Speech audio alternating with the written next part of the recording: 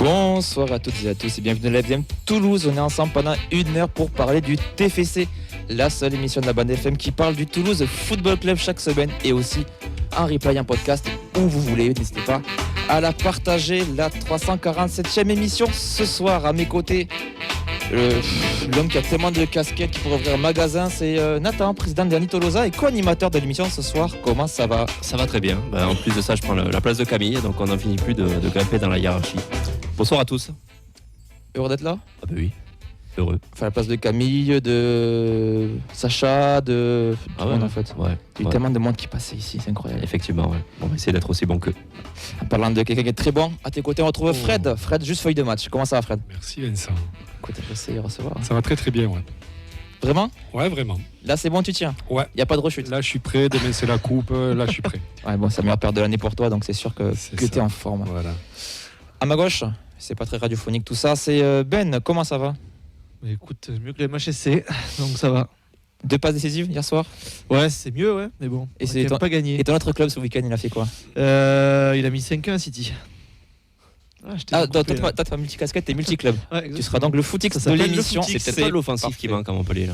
Ouais, franchement, vu le podcast riche, Bah, je on serais voit pas ton pire. CV, hein. Je serais pas pire.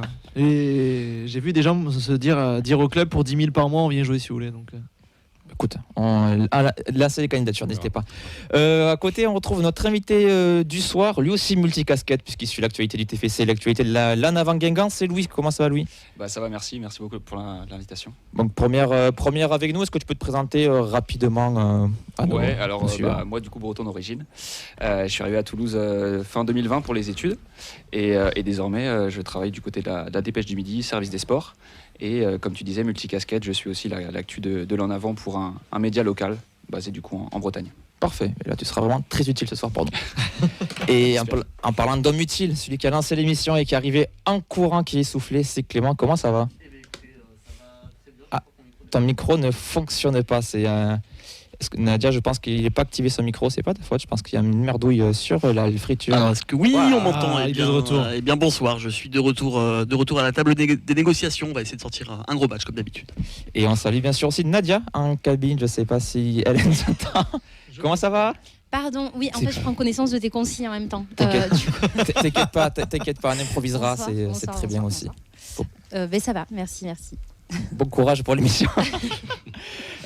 Coucou aux absents, la liste est tellement longue, on dirait l'infirmerie du TFC, Camille, Arthur, Mathilde, Elliot, Rémi, je sens qu'on en oublie un aussi. On a fait Sacha. On a aussi. fait tourner pour la coupe aussi, c'est comment ? Je sais pas, écoute, à toi de voir si t'es équipe, une équipe c'est de- pas ici les titulaires. Moi, je sais que c'était les titulaires et que eux, c'était les remplaçants. Vous verrez avec eux. Moi je suis pas là pour me faire des ennemis, si vous coiffeur, voulez. Vous pouvez réagir. On sait ce qu'on vaut, Ben. t'inquiète. Ouais, moi je pense qu'on est sous-côté.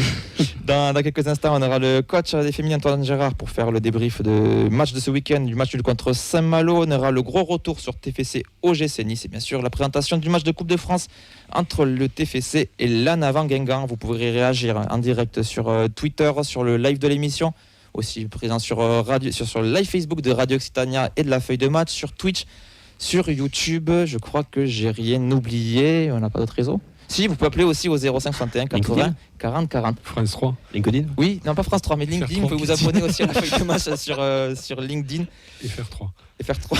Allez, on va lancer le jingle. Jingle Mercato pour commencer, s'il te plaît. On a clairement boxé au-dessus de notre catégorie. Je vais vous rendre plus riche que les PDG les plus importants de tous les États-Unis. Moi qui suis dans la finance, 30% c'est impossible. Voilà, c'était juste pour le plaisir d'entendre le jingle, vu qu'il n'y a pas eu de mercato. On peut passer maintenant au jingle des féminines. Merci. Oui, la frappe de Divine. Oui, L'ancienne Marseillaise qui marque contre l'OM, et ça, c'est pas beau. c'est bon ça, voilà. On va commencer avec l'académie, les résultats de la préformation, mon cher Nathan. Oui, tout à fait, avec la Fabrique Violette. Donc on a les U16 qui ont perdu 3-2 contre l'Union Saint-Jean, sous l'arbitrage de Mathilde. Les U15 ont gagné 3-0 à Figeac-Capdenac et les U14 ont battu Albi 6-0 en amical au Stadium. Du côté de l'académie, donc la N3, pas de match, mais troisième journée du Challenge Espoir FFF pour les U23. Victoire 3-1 face au PSG dans leur camp d'entraînement avec un doublé de Billy Andjou et un but de Noah Edjouma. Le TFC est deuxième de sa poule avec une victoire du HAC. Les 19, donc victoire en coupe Gambardelle. Je prononce à la Corse parce qu'il n'y a pas de nom corse, donc On rattrape comme on peut. Donc pour les U18 contre Pau au Noust Camp. 2-2. C'est Corse, ça aussi? Au Noust. Ouais. Fais-le jusqu'au bout. Si 2-2 dans le temps réglementaire, puis 11-12 au tir au but, ce qui est quand même assez fou. Ça nous rappelle un peu les tirs au but contre Rouen l'an dernier qu'on a connu. Donc Azizi ouvre le score avant que Pau n'égalise et ne passe devant à l'heure de jeu. Fatih égalise à 5 minutes de la fin. Niflor est sorti sur blessure sans gravité, donc tirage au sort des 8e, donc ce jeudi à midi. Et les 17 donc n'ont pas joué ce week-end. Parfait pour l'académie, que des résultats positifs. Au final, on va passer aux féminines. On devrait avoir le coach Antoine Girard au téléphone. Salut Antoine, comment ça va? Bonsoir tout le monde, ça va très bien. Allez, on va revenir sur ce match contre Saint-Malo. D'abord, la compo, on avait Simati dans les cages, Sierra, Anglais, Perea, Grinfant, Ali Abdallah, Jacob, Altunkoulak, Atamaniuk, Solané et Marty. Priolet, Jumer, et Roumiga sont entrés en jeu. Saint-Malo ouvre le score en première mi-temps avant une égalisation très tardive du TFC par l'intermédiaire de Anglais dans les derniers instants. Déjà sur la composition, on a vu des nouveautés en défense. C'était quoi l'idée derrière cette défense expérimentale? C'était reposer des joueuses, gérer le temps de jeu?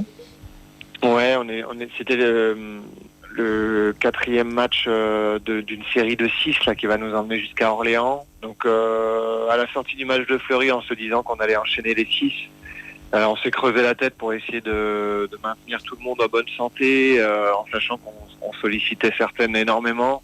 Donc on a fait le sacrifice de certaines connexions entre joueuses pour favoriser le fait qu'elles restent en bonne santé. Sur le match, on a vu surtout Saint-Malo qui était venu dans l'idée de faire un coup. On a failli tomber dans leur faux rythme. C'était compliqué d'enchaîner avec les émotions de la coupe. Excuse-moi maintenant. Pas de souci. Est-ce que c'était compliqué d'enchaîner après les émotions de la coupe la semaine dernière avec Saint-Malo qui ne faisait pas vraiment de jeu? Ça l'a été, mais parce que on est confronté à quelque chose de complètement différent sur le plan du jeu. Mais c'est surtout le fait de se retrouver confronté à un bloc bas qui nous a perturbés, parce que Fleury était venu nous chercher, c'était un peu plus simple à gérer. Ça a été quoi justement le discours à la mi-temps pour sortir de ce piège? On a essayé de faire varier certaines choses parce qu'on était un petit peu trop prévisible et attendu, je dirais, sur notre plan de jeu de la première mi-temps, enfin en tout cas la manière dont on l'a animé. Et en deuxième mi-temps, ça nous a fait du bien de varier un peu plus. On va revenir sur le carton rouge de Marie Simati, ou c'est sur le but qu'on encaisse en première mi-temps. Nous, de ce qu'on voit, parce qu'on était présents en tribune avec Camille, il y avait aussi Mathilde, Mehdi, entre autres, on avait l'impression qu'il y avait un manque de communication entre la défense et la gardienne. Comment tu l'expliques à tête reposée? On est encore sur ces connexions un peu manquantes, je pense aussi entre les joueuses, qui apprennent à se connaître pour certaines. Là, on a Marine qui jouait son premier match avec nous. Et excusez-moi, c'est ma fille qui pleure à côté, je veux pas que ça vous dérange. Hein. Non, c'est la pré-formation qui est là. Donc je pense effectivement qu'il fallait construire ces repères ensemble et ce match-là malheureusement a servi un peu de test, mais ça va rentrer dans l'ordre assez vite.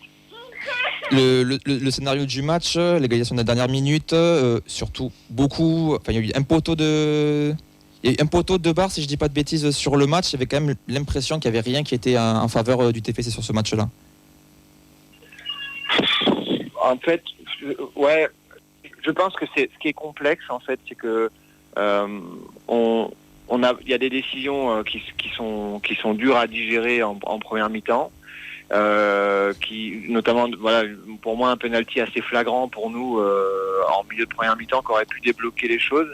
Et derrière, en fait, ça plus le manque de réussite, de toucher les montants, etc., ça peut générer énormément de frustration.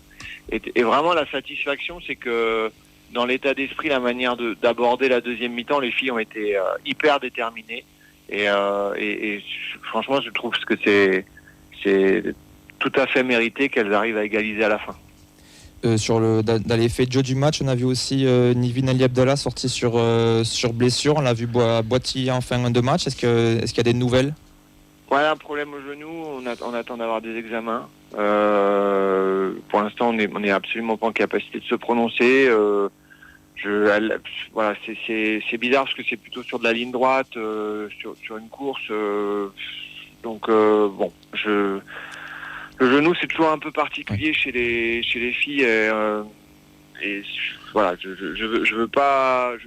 On n'est pas forcément hyper négatif dans notre ressenti, mais tant qu'il n'y a pas d'avis médical, on va pas se prononcer. Tant qu'il n'y a pas eu d'examen en tout cas. On lui souhaite bien sûr que ça aille mieux très vite. Sur la performance au final, on a vu qu'il y a la défaite de Marseille, le nul du Mans. On est actuellement seul 3e. Au final, c'est un bon point de prix, où il y a quand même toujours ces regrets-là de ne pas avoir pu gagner ce match. En fait, des regrets, il en existe parce que je trouve que la manière de jouer des adversaires change beaucoup contre nous. Et la plupart essayent de déconstruire notre jeu plutôt que de mettre en valeur le leur. Et après, bon, c'est le jeu de la division, de l'adversité, du rapport de force. Moi, je pense qu'on doit gagner ce match malgré le fait qu'on se heurte à un bloc bas bien discipliné. Si on avait pris 3 points, forcément, on se dirait aujourd'hui, on est revenu à 1 point du Mans et puis on est à 3 points de Marseille. Mais finalement, ça veut aussi dire que l'homogénéité de ce championnat, elle est plutôt très importante, que plus on va aller vers la fin, plus il y en a qui vont vouloir sauver leur peau. Enfin, tous les championnats sont pareils. Moi, je trouve que la victoire de Metz contre Marseille montre que Metz est une équipe qui va jamais lâcher. Et Saint-Malo vient chez nous pour essayer de prendre des points qui les rapprochent du maintien. Il n'y a rien de simple. Donc, faut prendre le moindre point qu'on arrivera à prendre, faut le prendre et puis espérer surtout et préparer les matchs qui suivent pour aller les gagner. En parlant des matchs qui suivent ce dimanche, c'est Coupe de France, c'est match important au Havre. Comment tu te prépares, comment l'équipe se prépare pour ce match primordial? Les filles, elles sont... Enfin, de toute façon, je vais vous dire, on prépare un quart de finale de Coupe de France. Toutes les filles sont hyper déterminées. C'est une chance, il n'y en a pas beaucoup qui en ont joué dans leur parcours. Elles savent qu'elles vont jouer dans un grand stade, sur une super pelouse, contre un adversaire de qualité. C'est un super rendez-vous. On préfère vivre ces moments-là qu'être au repos ce week-end, ça c'est clair. C'est sûr, la coupe, ça va toujours vibrer. Nous d'ailleurs, on aura la chance de commenter ce match au Danube, puisqu'on fera un double commentaire de match. On commentera le match des filles, et ensuite on commentera le match des garçons contre Auxerre. Ça sera aussi, espérons-le, encore des moments d'émotion à vivre tous ensemble. 2 victoires. Exactement, 2 victoires bien sûr. Merci beaucoup Antoine d'avoir pris le temps de répondre à nos questions et on se retrouve vendredi pour parler de ce match contre le Havre. Avec grand plaisir. Merci, bonne soirée. Bonne soirée, une bonne fin d'émission. Merci. Salut. Nathan, il y avait d'autres matchs pour les filles ce week-end et des bonnes performances encore. Tout à fait. Donc victoire de la R1, donc 5-1 contre Canard-Océan avec un triplé de Bonafou et un doublé de Legrand. Donc le TFC est le seul leader après le match nul de l'ASPTT Montpellier. Les 19, donc victoire 2-1 à Bourg-Péronas avec des buts de Bironien et Roulant. Les Violettes sont premières avec les Girondines et leur adversaire de la semaine prochaine.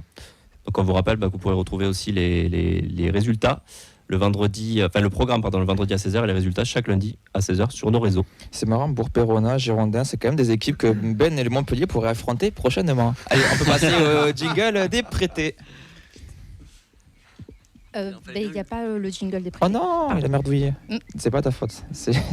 Remets-nous le jingle Mercato. Fais-le à la bouche. Oui, vas-y. Jingle Mercato. Financièrement, on a clairement boxé au-dessus de notre catégorie. Je vais vous rendre plus riche que les PDG les plus importants de tous les États-Unis. Moi qui suis dans la finance, 30% c'est impossible. Eh bien écoutez, on va dire que c'est complètement volontaire parce que techniquement il y a une info mercato dans le journal des prêtés, donc voilà, les auditeurs ne seront pas au courant des coulisses de l'émission. T'as bien rebondi. Tout à fait. Alors un petit tour chez la brigade des Faisans, hein, vous le savez, chaque semaine on fait un petit tour dans la basse-cour pour prendre de leurs nouvelles. Et on va commencer avec Sissoko, Ibrahim Sissoko, qui a donc changé de club, c'est ça l'info mercato. Donc son prêt à Plymouth a été cassé, mais je vous rassure, il ne revient pas tout de suite au stadium, puisqu'il a été prêté de nouveau en Championship à Sheffield Wednesday, l'actuel 10e du championnat. Donc il progresse un peu, il arrête de jouer le maintien et la dernière place avec Plymouth pour jouer un superbe ventre mou avec Sheffield Wednesday. On lui souhaite quand même une deuxième partie de saison un petit peu plus réussie que la première. Parce que ça peut être pire. Difficilement. Désolé Mira, il peut ne pas marquer du tout. de couper le journal, mais j'ai quand même vu des gens sur Twitter dire il revient pas au stadium, quel dommage de l'avoir reprêté et tout. Enfin, au bout d'un moment, faut voir les yeux. Surtout que là, il va jouer que le mercredi, je crois. Elle est très bonne. Wednesday, ouais, c'est vrai. Joli. Ouais, faut parler anglais, désolé. Il faut l'oser quand même. Mais ouais, Sheffield Wednesday, c'est quand même malheureusement pas un club qui joue les premiers rôles en Championship, mais c'est toujours mieux que d'être dernier et bon dernier avec Plymouth. Donc bon, à voir ce que ça va donner sur cette seconde partie de saison pour lui. On passe maintenant à César Gelabert. Alors il n'était pas dans le groupe lors de la victoire 2-0 de son club de Riron contre Burgos.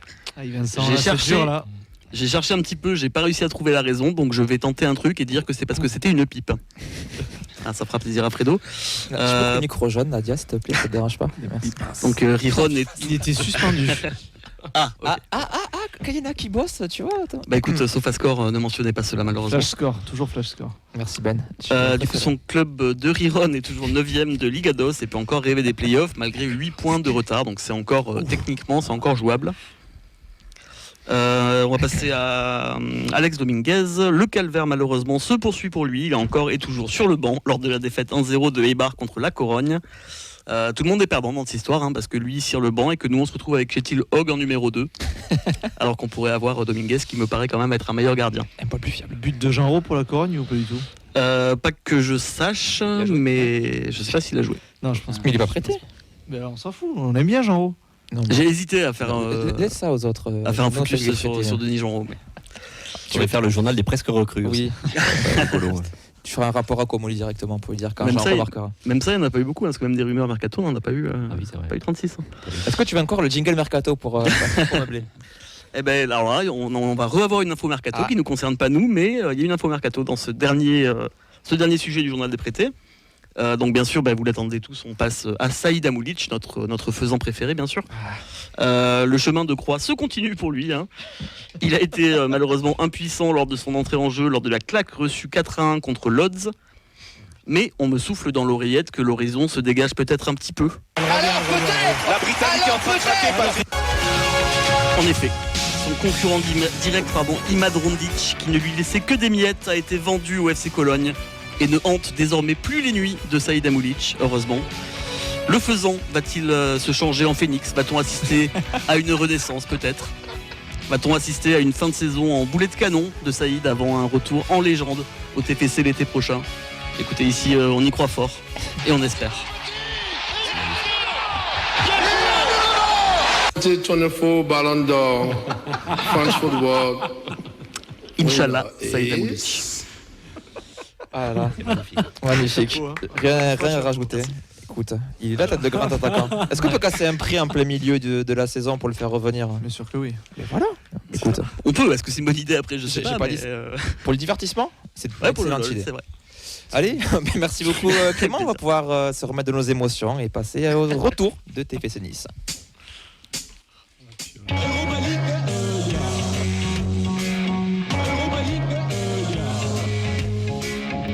Le sourire de Fredo avec son jingle n'a que d'égal le grand moment que nous avons passé dimanche au stadium pour vivre ça ensemble avec 23 499 autres personnes. Ce match entre le TFC et l'OGC Nice.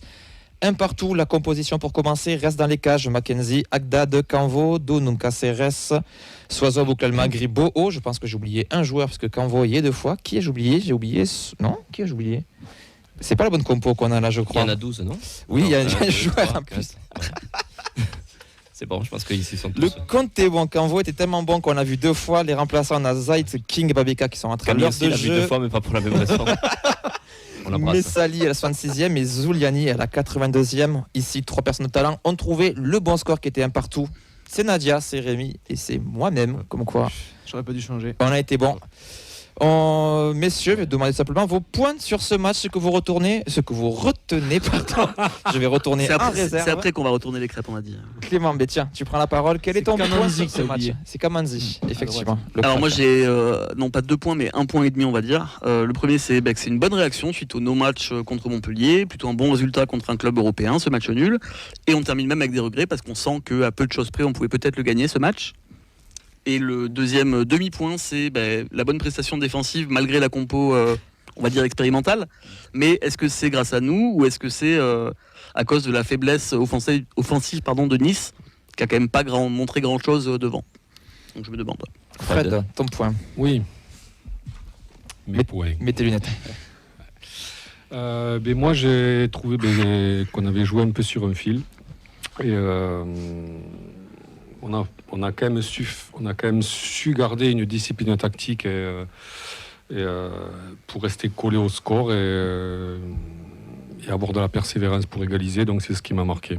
Et c'est ce qui fait de plus en plus, je trouve, la marque de cette équipe, et de cet effectif en général. Nathan, ton point. J'allais dire un bon point face à une équipe calibrée pour le top 5. On n'est pas inférieur, on aurait même pu gagner. Ah, je vois que ça. On en parlera plus. Ça hoche la tête. on aurait pu gagner, mais au final, le nul est logique. Mon deuxième point, c'est 2 équipes qui profitent de leurs erreurs individuelles. Et mon troisième, c'est frustré de voir cette équipe toulousaine. J'ai l'impression de répéter chaque semaine les mêmes points, qui peinent à concrétiser ces occasions. J'ai le point de Camille, un bon point pris face à un gros. Je te regarde pas, Ben. Toujours aussi chiant à voir jouer, mais on ramène des points. Objectif, passer en coupe, qu'importe la manière. Ben, ton point, tes points. Moi, je te regarde pas non plus. J'avais très peur de la défense alignée. Au final, tu n'as pris qu'un seul but et je trouve que c'était plutôt solide. Et j'ai envie de parler de quelqu'un sur qui j'ai tapé toute la saison dernière. Aaron, mais qui es-tu devenu ? Louis, toi qui as vu le match, qu'est-ce que tu retiens dans les grandes lignes de cette rencontre ? Je retiens l'idée de jouer sur un fil où Toulouse aurait pu concéder une 3e défaite à domicile en Ligue 1 et ce point arraché sur une erreur de gardien adverse. Donc oui, ce point du match nul pour Toulouse qui stoppe cette mauvaise passe à domicile. Et je suis d'accord aussi pour souligner Donum qui prend une bonne... en ce rôle de piston qui est très intéressant cette saison. Messieurs, je me transforme en Camille. Ça y est, on va lancer les débats. Oui, voyons. Attention. Okay. Ouais, c'est bon. Pas la calvitie. Magnifique. Ouais. Alors, messieurs, pour vous, ce point du nul, est-ce que c'est une bonne opération ou est-ce qu'on a des regrets un petit peu après ce match ? Tant on a vu le visage de cette équipe toulousaine qui a été insensé. On a vu notamment des journalistes parler en bien de Toulouse pour une fois. Écoute, je vais te répondre une réponse chiante. C'est les deux, mon capichef. C'est à la fois, on a des regrets, comme j'ai dit, parce que on n'a quand même pas mal d'occasions, notamment beaucoup en première mi-temps, qu'on n'arrive pas à convertir. Je trouvais Magri plutôt intéressant. Alors, il a des occasions, il les met pas au fond, mais comparé à ce qu'on a vu de lui le reste de la saison, c'était quand même assez encourageant. Et à la fois, techniquement, un partout contre Nice, c'est un bon résultat. Alors, tout à l'heure, on faisait un peu la tronche avec Ben parce que tu as parlé de top 5. Ça me paraît un petit peu ambitieux de parler de top 5. Puis moi, je leur en veux pour la Coupe d'Europe. Pour le moment, ils sont ancrés. Ouais, mais ils n'ont pas joué à la Coupe d'Europe. Ils sont ancrés. Ils vont pas sortir. 35e sur 36, c'est bon. De ce top 6, ils vont pas aller top 5, top 6. J'espère qu'ils vont en sortir. Il faut qu'ils soient punis pour ce qu'ils ont fait en Coupe d'Europe. Pour le moment, ça reste une équipe quand même qui est plutôt solide. Oui, c'est une équipe solide de notre Ligue 1 et c'est pour ça que pour moi, un partout, c'est quand même un bon résultat, sachant que si ça avait tourné dans notre sens, on peut certes le perdre, mais on peut aussi le gagner ce match. Donc en soi, c'est quand même plutôt positif. Donc Fred, toi, on a joué sur un fil. Qu'est-ce que tu entends par là ? Développe sur un peu fil, parce que ton propos. Quand on arrive à la 30e, moi je trouvais qu'on était, alors je dirais pas laminé, mais on sentait quand même que ça boxait pas dans la même catégorie. On était, ils nous ont dominés, même si on a eu quand même une occasion franche quasiment d'entrée, donc par Abouklal, mais ça je reparlerai aussi après des occasions franches. J'avais trouvé, une équipe de Nice qui nous semblait largement supérieure et qui en avait encore sous la pédale. Mais malgré ça, on s'est quand même accroché. Alors ça a été un peu difficile par moment, il a fallu... c'était un peu limite, défensivement. Il y a encore eu des scories un peu, il y a encore eu quelques soucis. Notamment sur le but niçois, On sent quand même qu'on est fragile sans l'être un peu quelque part. Il faut qu'on reste vraiment concentré, il faut qu'on reste vraiment battant tout le match. On ne peut pas se permettre d'avoir, ne serait-ce que sur une seule occasion, tu vois. Il y a Chaud qui déboule là. Je crois qu'il élimine trois joueurs. Puis il fait 40 mètres tout seul. Hein. Donc il part de son camp, il élimine 3 joueurs et puis ça provoque ce qu'on a vu, donc on est, tu vois, on est solide parce qu'en fait on reste accroché au score, on maintient ce qu'on veut faire et tout. Mais on sent qu'on est aussi fragile. Donc, et c'est un peu le paradoxe quoi, de cette équipe, je trouve, c'est qu'on a du mal à la juger sur ça. Quoi. Et au final, tu restes à 1-0 et tu fais une seconde mi-temps qui est vraiment pas dégueulasse, entre guillemets. Quoi. Bon, c'est pas exceptionnel, mais c'est quand même bien torché quelque part. Quoi. Et puis tu égalises, et il y a des Niçois qui sont apathiques, quoi. Et même sur la seconde mi-temps, moi j'ai trouvé que la seconde mi-temps, on la gagne au point, quoi. On a encore 2 occasions, peut-être 3 franches. La profondeur de banc aussi qui a fait la différence. On a vu que les entrants à Nice sont pas forcément beaucoup apporté, tandis que nous on a eu un petit sur peu le papier, de... ils sont quand même meilleurs que les nôtres. Non mais sur le match, je trouve qu'on a été meilleurs aussi dans l'impact des... Et au final, tu as le sentiment que quand tu égalises, tu as presque le sentiment que tu peux en remettre un deuxième quasiment dans la foulée, quoi. C'est sûr, tu mets 10 minutes plus tôt, c'est pas forcément... Mais le match nul, quand même... Tu mets tard, quand même. Le match nul est quand même très logique, quoi. Mais juste question, alors là, football fiction, ceux qui détestent ça, bouchez-vous les oreilles, mais on fait exactement le même match, mais à la place d'écrire OGC Nice, on met Montpellier. Est-ce que vous considérez que c'est un bon match quand même, un bon point, ou c'est on surestime une performance parce que ça s'appelle OGC Nice? Non, parce qu'en fait, Nice, t'es dans une série, comme disait Louis, t'avais perdu 2 matchs à la maison face à Strasbourg et Montpellier. T'as un besoin de points à la maison pour éviter de t'enchaîner une 3e défaite. Et Nice, même si ils m'ont bien gonflé en Coupe d'Europe, en effet, Nathan, ça reste quand même un top club européen avec une très belle équipe. Ils ont quand même un trio d'attaque qui est... Top France, non, un Top France qui peut jouer l'Europe, oui, pardon, bien sûr. pour moi. Oui, non, ils ont quand même un trio d'attaque avec Guessant, Laborde et Chaud qui sont quand même très très bons. Donc oui, en effet, je pense qu'en début de match, le 1 partout, les gens auraient signé quand même, sachant qu'ils avaient largement fait tourner en Coupe d'Europe puisqu'ils étaient déjà éliminés. Mais contre Montpellier, tu as ces occasions-là que tu as contre Nice. Et ça reste un vrai problème. Contre Montpellier, bon, le résultat, bien sûr, il est très très très mauvais. Et Nice, il est bon aussi, mais j'ai presque envie de dire que les contenus ils sont presque similaires. Quoi. Je suis pas justement, ouais, c'est ce qui m'intéresse. On voit des avis. Parce qu'en termes d'occasion, tu as le même nom. Le problème, c'est que contre Montpellier, on doit en avoir 2 fois plus. En fait, quand une équipe aussi faible, on doit avoir plus d'occasions que ce qu'on a eu contre Montpellier. Et là, contre Nice, qui est quand même une équipe bien supérieure, on a réussi à être beaucoup plus dangereux. Et c'est en ça que je dis que c'est un meilleur match. On a été dangereux contre Montpellier, mais c'est toujours pareil. En fait, on marque pas. Après, si les gens pensent qu'à chaque match on aura 7-8 occasions, là, non, ça c'est pas possible. Mais déjà avoir 4-5 occasions franches, mais quand je dis franches, c'est des occasions de on les a eu sur ce match, et des occasions franches. Contre Nice, oui. Contre Nice. Ouais. Pas contre Montpellier. Ouais. Oui. Il y a la première d'Abouklal, de mémoire. Après, je pense qu'il y a celle de Magri aussi. T'en as une de Magri qui prend vite. En seconde mi-temps, je crois que c'est Beau aussi, qui en a une. Et sur la fin, on en a une autre aussi. Ouais. Donc, et qu'est-ce qui manquerait du coup à cette équipe? On voit quand même une patte Carles qui se dégage avec un pressing assez haut, où ça récupérait pas mal le ballon. C'est l'efficacité. Les phases de possession, mais ouais, c'est vrai qu'à chaque fois on a l'impression toujours devant la surface, aux abords de la surface, qu'il y a toujours ce manque de créativité, ou ce geste, cet appel. Ouais, c'est un mélange, je pense qu'il manque. Ouais, c'est un mélange un peu de talent aussi, quelque part, mais de talent. Pour le coup, j'aurais bien aimé voir ce que ça aurait pu donner avec un King titulaire, étant donné qu'on en a beaucoup parlé dans les matchs précédents. On trouvait qu'il était pas, voire très peu servi. Et là, pour le coup, Magri a été servi. Plusieurs fois, il a été mis dans de bonnes conditions, avec des ballons dans la surface, etc. Et un attaquant qui est un peu plus en confiance comme King, même s'il n'a pas marqué non plus 340 buts, il est quand même plus en confiance que Magri. Donc, est-ce que ça aurait pu changer quelque chose ? Justement, je te pose la question dans l'autre sens, est-ce que c'était pas le bon moment pour tester aussi, relancer la concurrence quelque part? Ça fait quelques matchs que King performe moins, Magri, c'est pas déconnant. Je trouve que ça aurait fait plus sens de le faire ça contre Montpellier que contre Nice. Ouais, je suis d'accord. Attention, parce que quand tu dis qu'il performe moins, ok en stats, mais dans le jeu, c'est un King, c'est un boulot qui te fait ça. Mais justement, il enchaîne depuis pas mal de temps. On sait qu'il y a une semaine de match à. Mais non, mais il aurait très bien pu jouer. Ou alors ça veut dire que ton match important c'est Guingamp et que tu gardes King contre Guingamp. Et puis il a 34 ans aussi, il a enchaîné. 32. Tu le vieillis, donc. D'accord. C'est moi qui ai 34. Toutes les courses qu'il fait dans les. Et tu joues demain du coup? Écoute, je suis pressenti réserviste. C'est pas mal. Moi, je me suis dit avec toutes les courses qu'il fait dans les matchs, et de le faire souffler, surtout avec une semaine à 3 matchs, avec un match qui pour moi est important aussi pour un 8e de finale de coupe. Je comprends qu'on ait pu. Enfin, j'étais surpris. Ça dépend quel match est le plus important pour toi sur les 3. Après, Carles a dit que Magri avait fait une bonne semaine d'entraînement. Donc, c'est bien de le récompenser aussi. Il a la cave depuis un moment. À partir du moment où il reste, tu es un peu obligé de. Oui, parce que tu as quand même essayé de le mettre dehors, tu n'as pas réussi. Donc forcément. Mais du coup, ça veut dire que potentiellement sur la coupe, tu comptes pas forcément sur lui, quoi. Si tu le mets titulaire le match d'avant. Non, parce qu'en fait la coupe devient un objectif et donc du coup tu mets ton équipe importante pour la coupe, je pense. Oui, il a 4 matchs de l'Europe. Hein. Oui. Désolé.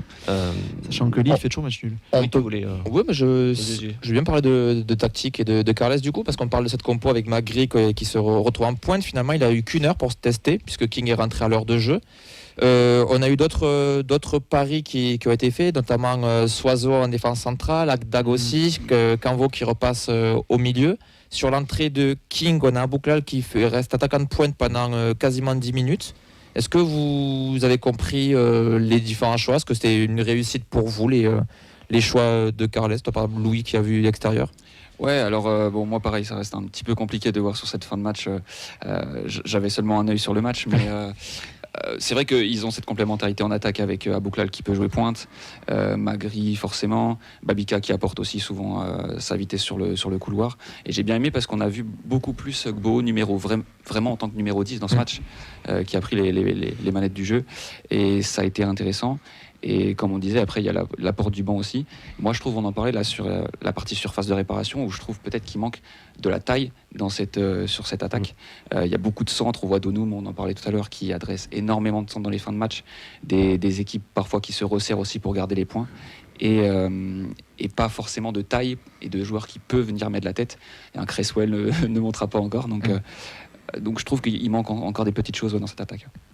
Ben, toi sur ce match, je voyais que je voulais réagir. Non. Moi je trouve que derrière tu as fait un peu ce que tu as pu, puisque Cresswell a été suspendu, Nicolas Essien est toujours trop juste et Sidibé est toujours blessé. J'ai eu peur, moi, quand j'ai vu les 3 centraux. Je me dis, ok, il n'y a que Mackenzie qui est un vrai titulaire pur. Et au final, écoute, hormis. En effet, tu as été en danger, mais plus dans le jeu que vraiment. T'as pas l'impression que Crest, il a fait 4-5 parades miracles, il a fait 2 conneries, mais pas de parades. Il en sort une belle sur la board. Il y a un face-à-face avec en fait, il lui tape très fort dessus, il a un bon réflexe, mais j'ai l'impression. Ouais.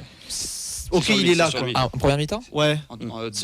Deuxième. Et après, il est très proche à 4-5 mètres. Première mi-temps, ça lui glisse, donc non, c'est pas. Et après, il y a eu une grosse occasion aussi en première mi-temps. Et après, il y a un tir de chaud aussi qui va chercher. Oui, qui est très bizarre parce qu'on dirait qu'elle est pas forte et dehors. Et déjà, il se met dans la merde en planchant et en. Au début de la deuxième mi-temps. Ouais, milieu de deuxième. Oui. Qu'on a trouvé très hasardeux. C'est bizarre parce que pas. Et en fait, il peut pas la casser. Non, elle est loin quand même. Elle est super loin. Elle va pas vite, mais elle vient s'éloigner.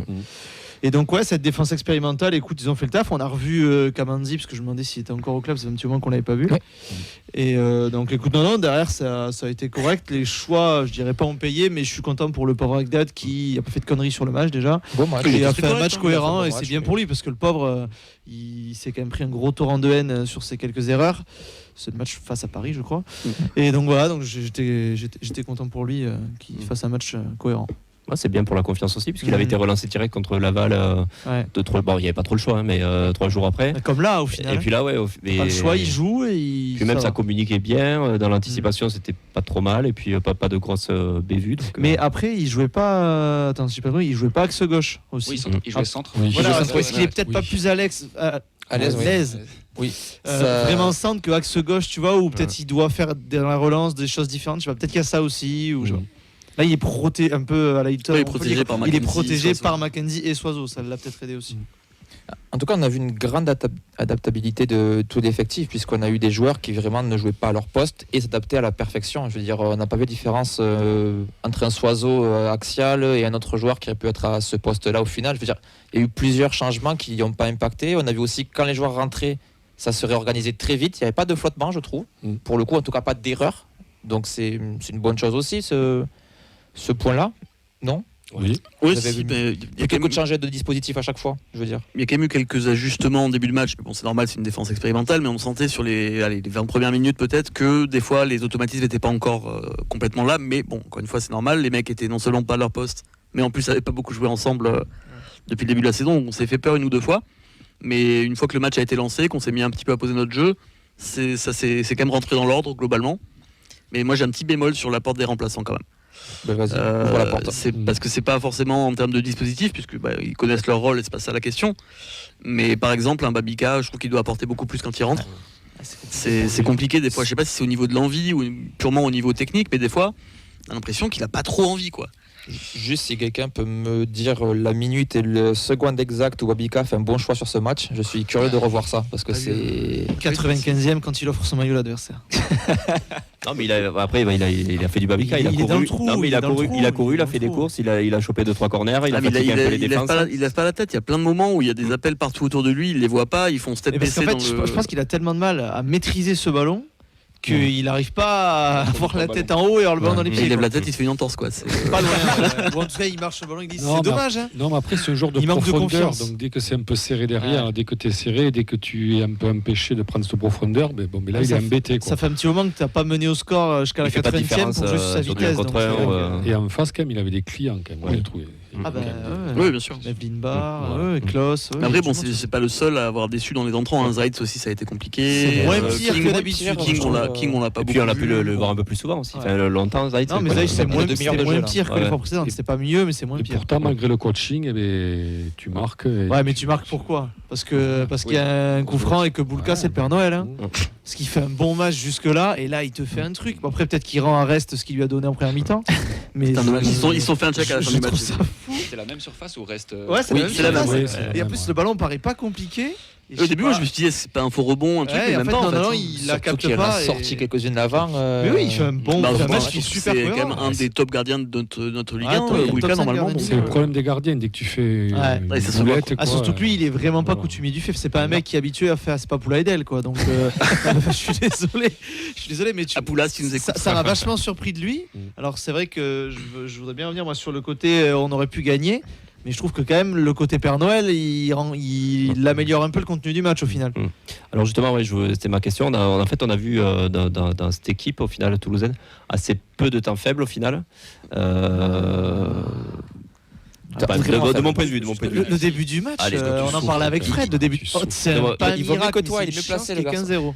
Alors, justement après moi, je voulais ouvrir un petit peu le dossier. Pas le dossier Guillaume Reste, mais on a il y a là. Voilà. On a vu, voilà, malheureusement, moi personnellement, je trouve qu'on ne subit pas forcément, mais on a cette erreur qui vient, qui intervient dans le match avec ce penalty de Laborde. Voilà, comment vous percevez on a discuté avec Clément tout à l'heure. Tu avais envie un petit peu d'en parler. De Guillaume. Donc, on va penser que je m'acharne parce qu'à chaque fois c'est moi qui en parle, mais je trouve que cette saison, il y a quand même, alors je vais pas dire il y a un problème Guillaume Reste, mais je trouve qu'il a pas du tout le même impact qu'il pouvait avoir la saison dernière où il nous faisait gagner des points. Là, on a quand même perdu quelques points par sa faute notamment. Alors il est pas seul, hein, mais voilà. Et en fait, le problème c'est que je trouve qu'il a des points faibles sur lesquels on le voit pas progresser en fait. Les sorties dans les pieds, ça a toujours été compliqué. Les sorties aériennes, j'en parle même pas. Le jeu au pied, en seconde mi-temps, c'était une catastrophe. Il n'a pas réussi une seule relance. Et le problème, c'est que semaine après semaine, ces problèmes-là, on les voit. Et on n'a pas l'impression qu'il y ait grand-chose qui bouge. Et bon, alors c'est normal, il est jeune, il a toute la vie devant lui, je dis pas. Hein, mais le problème, c'est que c'est des problèmes qu'on a pointés depuis le début de saison, et même pour certains depuis l'an dernier, et qu'on voit pas réellement de progression. Donc on espère qu'il n'a pas déjà atteint un plafond de verre, ce serait un peu dommage. Mais il va quand même falloir se remettre un petit peu au travail, je pense. Ouais, je crois à la théorie de Mehdi, moi, je te donne la parole après. Je vais reprendre Mehdi qui disait que ça pouvait être la saison justement de la confirmation. Donc on attend beaucoup plus de lui, qu'il soit plus décisif, surtout. Et moi personnellement, c'est un peu ce qui me dérange avec Reste, que il t'a pas forcément beaucoup fait gagner de points aussi. Là, tu peux perdre ton match sur une erreur individuelle parce que Nice, au final, ça se procure quelques occasions. Il en fait une deuxième, il bloque pas un ballon qui est pas facile. Tu voulais réagir, Ben ? Ouais, en fait, il a quelques tournants dans sa saison. On a déjà le début de saison qui est compliqué. Il y a ce penalty face à Angers qui sort, qui le remet complètement dedans. Et il faut pas occulter sa glissade face à Emega aussi contre Strasbourg. Et je pense que ça lui a peut-être fait du mal aussi. Il en a refait une d'ailleurs en début de. Et ouais, il en refait une là. Donc je me demande si dans la tête un peu ça doit pas un peu le travailler aussi. Sachant que je trouve qu'il est pas, à part un peu l'arrêt plongeon, mais ça il fait pas non plus d'arrêt décisif. Donc tu sais, il a pas un truc qu'il remet, tu sais, une grosse frappe où il fait une énorme parade, il le remet dans le match. Et voilà, qu'il arrive à le remettre dedans, il était un peu en difficulté. Après, la zone de la confirmation, c'est toujours très compliqué, hein, que ce soit pour un club qui monte ou un pro. Après, voilà, il est jeune, il fait des bêtises, mais c'est vrai qu'il est un peu moins décisif que l'an dernier. Mais je pense que l'an dernier, en fait, il a tellement été haut que tu as envie qu'il fasse pareil. Et c'est un peu compliqué. Mais là, sur ce match, après le péno, il y a péno. Enfin, il n'y a pas péno. C'est kamikaze. Il pète d'ailleurs Guessant qui ne finit pas le match. Elle est catastrophique, ça sortie. Ça, ce qui est plutôt bien joué. Mais stratégiquement, c'est bien joué. Parce que Guessant est quand même. Guessant, après, on l'a il a revu. disparu. Il ne pouvait plus jouer. Il fait quand même une saison qui est incroyable. Il était sur une jambe. Alors oui, après il fait 2-3 arrêts, mais je sais pas, je trouve quoi, il a eu 2-3 passages, il lui manque un nouveau passage où il te change le match pour finir une bonne saison. La Coupe d'Europe. Moi je trouve qu'il manque de maîtrise, il manque de sérénité aussi. Et il n'arrive pas à enchaîner en fait.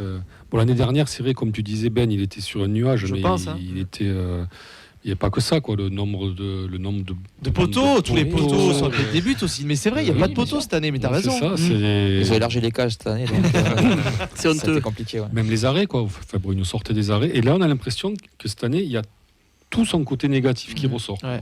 C'est peut-être l'émulsion aussi un petit peu Ligue Europa, JO pour lui. Ça fait beaucoup. Moi, je pense aussi qu'en début de saison, il aurait dû être jeune. Il aurait mérité un peu de repos. Quand tu vois la gestion du cas du pont dans un autre sport, mais bon, on ne peut pas non plus les comparer. Juste rapidement, comment expliquer aussi que Rest ça va moins bien alors qu'on a une défense qui performe de plus en plus. Là, dans l'équipe, on a Donoum Mackenzie qui sont sélectionnés encore une fois. Brille moins. Chaque semaine, ça brille, mais peut-être c'est un gardien qui a besoin d'être un peu à toute proportion gardée, à l'Anthony Lopez, qui faisait toujours des arrêts fantasques pour être mis en valeur. Peut-être qu'il manque un peu. Il faut lui mettre des joueurs nuls devant lui. En fait, sur 6 ou 7 occasions concédées en match, il va en avoir peut-être 2 ou 3. Après, voilà, c'est ça. Alors qu'avant, peut-être qu'il y en avait 4 ou 5. Après, c'est beaucoup arrivé en Ligue 1 dans des petites équipes que des gardiens, on pense que c'est des super gardiens, mais juste on trompe l'œil parce qu'ils ont beaucoup d'arrêts à faire dans un match. Baptiste René, qu'on a bien connu chez nous, par exemple. On va devoir enchaîner, messieurs, je suis désolé. Comment ça? Ah oui, je suis désolé.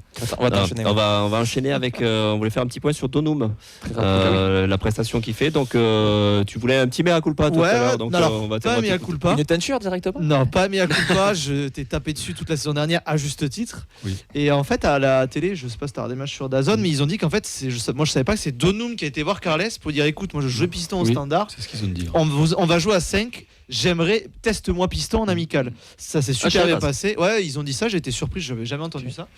Et en fait, je trouve que à droite, à gauche, il fait le taf, il est plus intelligent, il est moins bête pour se. Il a toujours un ou deux fils qui se touchent, mais il a pas envie de se battre avec le moindre mec qui porte une tunique rouge tel un taureau. Ça nous manque d'ailleurs, ça. Voilà.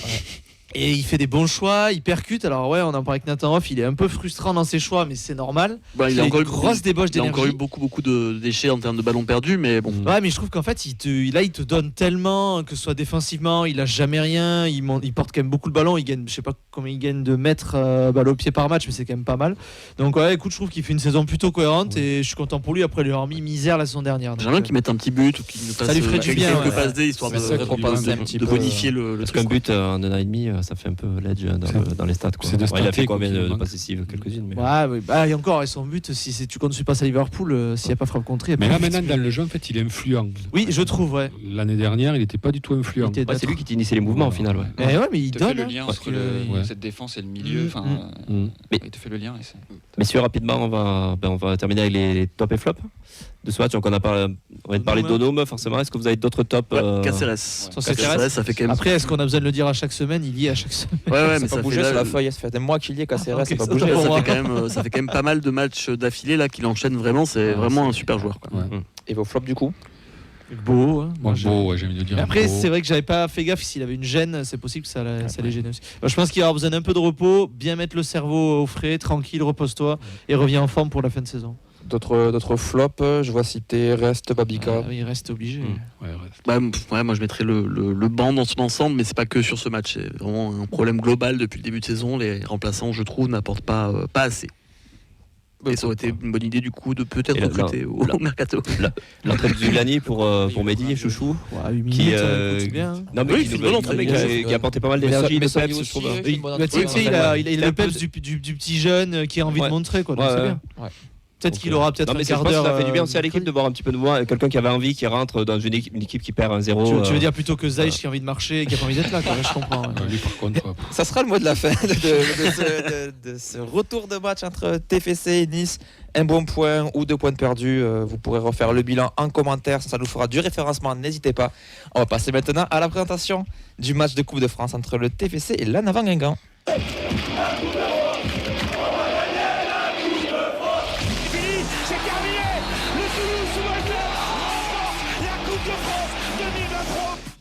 Je commence avec un édito de Camille, puisqu'il m'a écrit mon texte, puisqu'il avait peur que je ne puisse pas me performer. Demain, on n'a pas le choix que de gagner, de se qualifier. Pourquoi ? Pour tous les présents de 2009 qui ont encore ce goût amer dans la gorge, certes, ce n'est pas une demi, mais un 8e de finale. On s'en fout, il faut laver cet affront. Voilà, la vulgarité, c'est Camille aussi. Je le vois torse nu, craquer un fumier chez lui en train d'écrire ça, c'est fou. On va commencer ce match, donc ce 8e de finale de... Ceux qui l'ont pas vécu, ils peuvent pas comprendre. C'est vrai. Tu veux nous parler de cette élimination contre Laval en 96 ? Non, pardon. Aussi. Alors, on va commencer avec le groupe toulousain pour demain. Mon cher Nathan, tu veux nous le faire ? Oui. Allez, je t'en prie. Alors, on a Hogg, Rest, Lacombe pour les gardiens, défenseurs Nicolaisen, Kamanzi, Mackenzie. J'arrive à bien le prononcer, les deux Camille. Soiseau, Cresswell, Messali et Agdag. Milieu de terrain, donc on a Siro, Canvo, Donum, Saka, Zaitz et Caceres. Et en attaque, donc on a Abouklal, Zuliani, Magri, Babika, King et Abouklal. Et Djouma. On a Djouma du coup qui est de retour, qui n'était pas dans le groupe pour le dernier match. Saka non plus, si je dis pas de bêtises. Siro, le grand retour ça aussi. fait tôt, non ? Vous avez annoncé 3-4 mois de blessure et le voir déjà de retour. Non, c'était début mars, je crois. Ouais. Après là, il va jouer 10 minutes, je pense. Il est mais qui démarre. Après, tant mieux. On a Nicolaisen aussi du coup pour une seconde fois. C'est Beau qui n'est pas dans le groupe. Du coup, très rapidement, vous attendez à quoi comme compo ? Un peu comme ce qu'on a vu contre Laval, quelque chose qui ressemble c'est-à-dire reste dans les buts parce qu'il changent. ne fait pas tourner sur la coupe. Surtout avec Hogg, est-ce que surtout tu peux... et si t'es superstitieux, il t'a amené au Stade de France. C'était lui. Cresswell, il est là. Oui, parce qu'il était suspendu. J'aimerais bien que Nicolaisen joue, moi, mais j'ai bien peur qu'il démarre pas. Mais après, j'aimerais bien remonter Soiseau si possible avec Donum de l'autre côté. Moi je t'appelle sur peut-être un Messali à droite, comme ça a été le cas contre... il a fait toute la coupe jusque-là, donc ça serait logique aussi. Il a montré plutôt de bonnes choses, donc ce serait intéressant aussi, quoi. Après ça enterre encore plus le pauvre Warren Kamanzi, mais bon. Après de toute façon il est enterré là. C'est dur. Il s'est enterré tout seul. On va passer du coup la prévue côté Guingampé avec... On parle pas de devant. Tu parles jamais ça. Vas-y, je sais pas, moi je me demande ce que va être le trio. Je pense que ça va être... Et moi je suis pas sûr, je me demande s'il n'y a pas foutre Magri et... Magri sur un côté. Si, en Coupe de France, il a Magri sur un côté. Oui, c'est vrai, mais la King a eu temps de jeu... King a pas joué, je pense qu'il va Magri, Babika. Ouais, peut-être, potentiellement aussi ça... Ah, tu penses qu'il est encore sur le banc ? Je sais pas, j'arrive pas à savoir si Babika va jouer ou pas, vu ses entrées et tout, je sais pas si... Non, peut-être Magri King. Magri gauche, King devant. Ouais, moi je ferais ça, ouais. Et Abouklal à droite. Ouais, je sais pas. Ça peut se faire. Non, tu as raison. C'est encore une bonne participation, Ben. Je te remercie. Louis, du coup, double casquette, journaliste qui suit le TF et la Navan-Guingamp. Est-ce que tu as vu le groupe Guingampais ? Est-ce qu'il y a des surprises ? Est-ce qu'il est complet ? Il est plus que complet parce qu'ils ont pris 25 joueurs. D'accord. Mais je le disais tout à l'heure, en fait, ils n'ont pas prévu de repartir en Bretagne après la venue dans la Ville Rose. Et du coup, ils vont délocaliser 2 entraînements là dans le sud avant de partir en Corse. Parce qu'ils ont match samedi à 14h à Ajaccio. D'accord. Et donc c'est pour ça qu'ils prennent un groupe très très élargi avec des joueurs qui ne seront pas à 100%, qui vont juste accompagner les copains. Parce qu'il y a des joueurs comme Siwe, meilleur buteur, qui était attendu pour deuxième partie de février et qui est dans le groupe. Donc voilà, ils ont pris un groupe très très large. Du coup, jeudi matin, visite d'Airbus, l'après-midi, c'était de l'espace, c'est ça ? Ouais, je sais pas, Aeroscopia, etc. On leur souhaite. Allez, Nathan, les questions, je te prie. Ouais, du coup, Louis, comment tu juges la moitié de saison de Guingamp ? Eh ben, elle est plutôt bonne. Elle est plutôt bonne avec première saison sous l'ère Sylvain Ripoll aussi, qui a pris ce groupe et désormais Guingamp donc membre du top 5. Ils auraient pu faire la bascule ce week-end avec en gagnant contre le Paris FC, ils seraient montés sur le podium. Et après, malheureusement, il y a ces blessures qui, depuis quelques semaines, freinent un petit peu les ambitions guingampaises. Mais ces ambitions, elles sont tout simplement de retrouver le top 5 si possible, puisqu'ils se sont arrêtés pas mal de fois à la 6e place ces dernières saisons. Et donc, Guingamp est dans son rang et on verra sa deuxième partie de saison. Peut-être que le match de coupe aussi jouera là-dessus. Donc objectif play-off, Ouais, assumé côté dirigeant, côté joueur. Alors assumer, non, pas forcément, on va dire, mais c'est un petit peu prendre ce qu'il y a à prendre et voir où est-ce qu'ils arrivent finalement à la fin de ce match, enfin à la fin de cette saison. Ils répètent que voilà, la saison est encore très lente et terminée, il y a encore plein de points à aller chercher et il y a beaucoup d'équipes de Ligue 2 aussi, il y a des belles surprises comme Annecy, etc. Où il faudra, Dunkerque, voilà, il faudra suivre si justement ces équipes parviennent à garder le cap. Et peut-être que Guingamp pourra se frayer un chemin, comme par exemple l'affaire Rodez la saison dernière qui a fait une super saison. Est-ce que tu peux nous parler du parcours en coupe de Guingamp ? Ouais, alors ça a commencé par un... T'as pas de 2009, celui-là. Parce que 2009, on s'en souvient très bien. Je l'aurais pas en tête. Non, ça a commencé par un parcours 100% breton.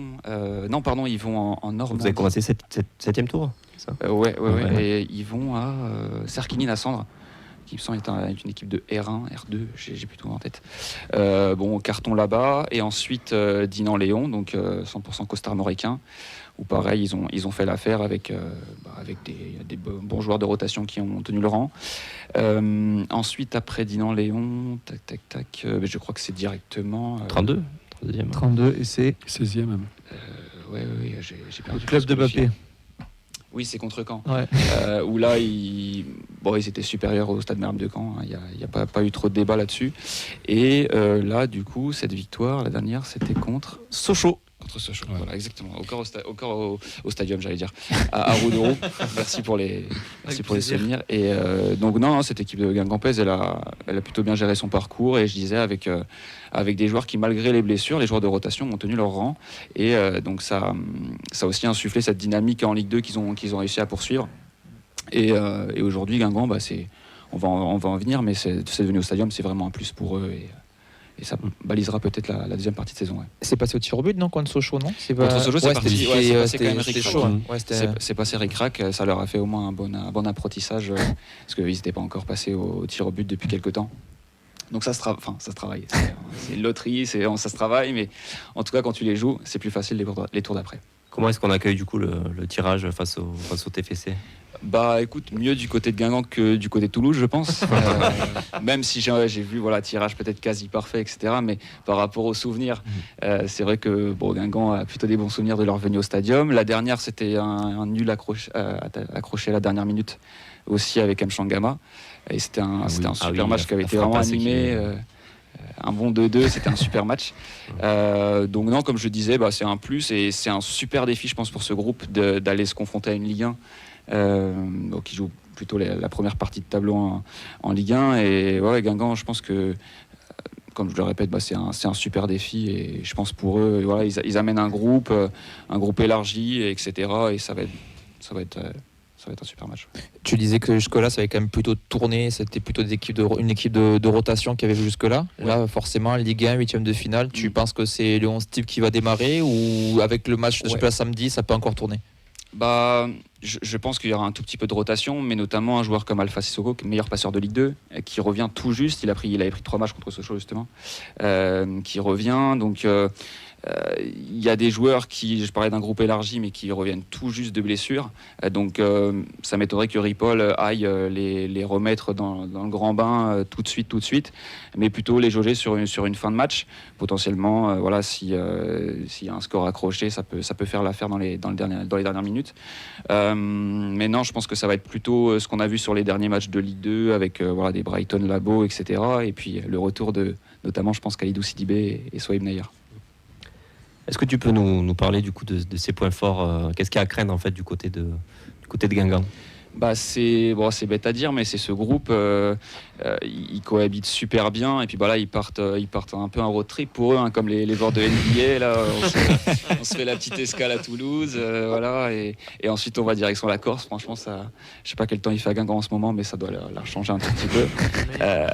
Donc non, c'est pour eux, c'est juste cette idée d'aller se confronter entre guillemets au meilleur et à ce qui peut potentiellement être pour eux la saison prochaine en cas de montée en Ligue 1. Mais jouer des joueurs comme Joshua King, etc. Je pense que ça va être très intéressant pour eux de se mêler à ce genre de joueurs, d'expérience, ce genre d'atmosphère aussi dans un stadium où il y aura pas mal de monde. Donc non, c'est que du plus. Et alors ce qu'il y a à craindre de ce groupe, c'est c'est les transitions, je pense. Avec Guingamp, ils ont des joueurs de ballon, les Hugo Picard, etc., des joueurs de vitesse, du pivot. Je pense que c'est une équipe hyper complète qui retrouve, comme on disait, certains blessés là qui avaient manqué. Et franchement, Guingamp, dans le jeu, ils ont toujours montré des belles intentions, que ce soit à l'extérieur, à domicile. Donc ils vont pas se cacher derrière ça et ça peut donner un match super ouvert. Eduardo est parti. Ouais, m'a traumatisé. Depuis peu. J'en ai fait des cauchemars. C'est qui justement le joueur à craindre pour toi dans cet effectif côté toulousain, de qui on doit se méfier en particulier? Je pense forcément à Hugo Picard qui a pris les rênes cette saison, notamment après la blessure de Jacques Sioué. Sinon je vous aurais dit, je pense à Jacques Sioué, qui est le meilleur buteur de Guingamp. Mais Hugo Picard a un profil très petit, j'ai envie de dire, mais super agile et qui peut poser des problèmes entre les lignes.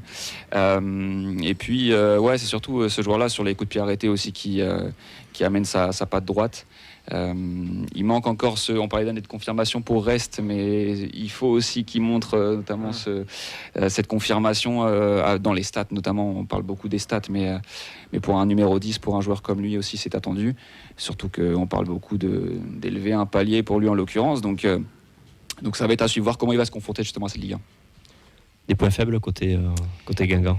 Rassure-nous s'il te plaît. Non, bien sûr, c'est le fait que j'ai parlé de certaines blessures, donc forcément des joueurs qui manquent, qui sont aussi amenés à pallier ces blessures, qui manquent un petit peu d'expérience à ce niveau. Beaucoup de joueurs qui je pense à un Dylan Ourega qui a été titulaire il n'y a pas longtemps en Ligue 2, en Coupe de France, qui jouait encore avec la réserve de Metz il y a quelques mois. Donc c'est des joueurs qui ont été amenés sur le devant de la scène et qui peut-être je parlais du Stadium, je parlais de la Ligue 1, etc. Il y aura peut-être ce manque d'expérience aussi qui peut jouer, mais je pense que c'est bon à prendre pour eux, que ça reste pas l'échéance de la saison pour eux et que c'est juste un bon tremplin. Ça peut être un bon tremplin en tout cas.